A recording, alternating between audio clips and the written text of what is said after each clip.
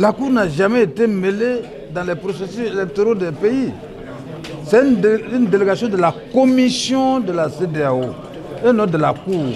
La Cour, c'est une juridiction, donc l'aspect politique des questions de la CEDEAO ne la préoccupe pas, elle ne se mêle pas. Donc je pense que vous avez mal compris. C'est une délégation de la commission de la CEDEAO et non de la Cour. Nous l'avons compris, Président. Aujourd'hui, quelle est la raison de votre présence au Sénégal? Comme je l'ai dit d'entrée de propos, je conduisais une délégation qui est venue pour une mission de sensibilisation parce que la Cour de justice de la CEDEAO n'est pas très bien connue dans les autres États. Elle est une juridiction communautaire sous-régionale et internationale, mais elle a son siège à Abuja au Nigeria, alors que la CEDEAO compte 15 États membres, dont le Sénégal, un des États importants.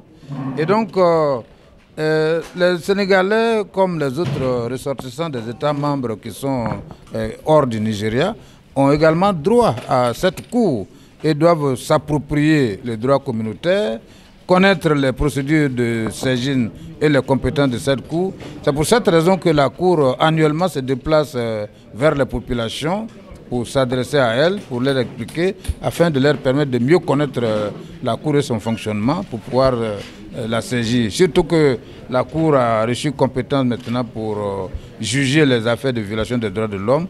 Donc il est plus qu'urgent qu'elle se déplace pour aller expliquer aux populations. Okay. On le sait, les décisions de la Cour ne sont pas toujours exécutées par les États. Pour le cas spécifique du Sénégal, c'est quoi la situation?